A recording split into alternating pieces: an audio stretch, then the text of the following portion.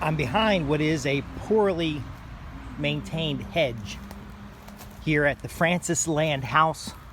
I'm actually just outside the property, and you can see this particular hedge is very wide at the top and very narrow at the bottom, and quite surly. I'm Justin Hitt with Prosperity Homestead. I can see by the way this hedge was cut that it wasn't really managed. It was just kind of hedged and abused. Some of that's broken branches. But there's two very important reasons why you might want to hedge. First off, it can be an animal barrier. It can be number two, it can be a sound barrier. But ultimately, a hedge like this needs to be maintained over time. So at this point, what would you do with this hedge?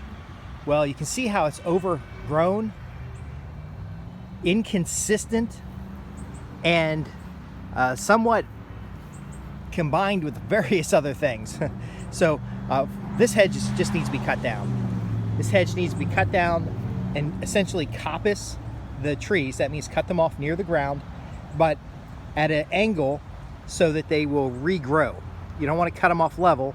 You want to cut them off at an angle so that you have a small crown at the bottom to allow them to regrow. Take out all this dead growth, chip it up, and just blow it back on the ground here.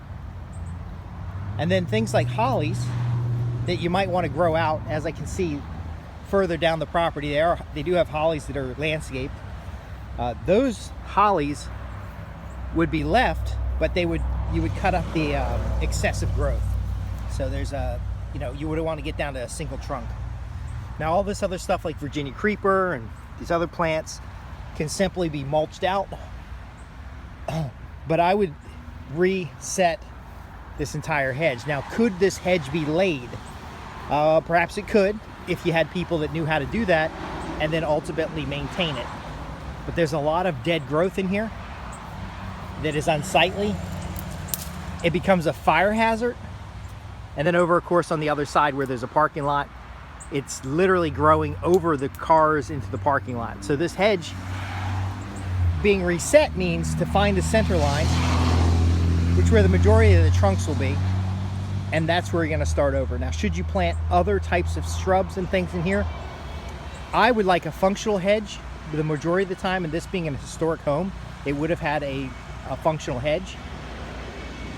But then again, you have to have something that can be maintained. This particular property is owned by the city of Virginia Beach, and so it's being managed by the same people that manage everything else. So cutting down this hedge, we'll get a good picture of it. Keeping a few of the trees that look good, but cutting down this hedge, a lot of it would regrow. Now the key is to cut it down at the right time. You don't just willy-nilly come in here and cut it down, and then to chip and mulch everything so that you can rebuild the soil.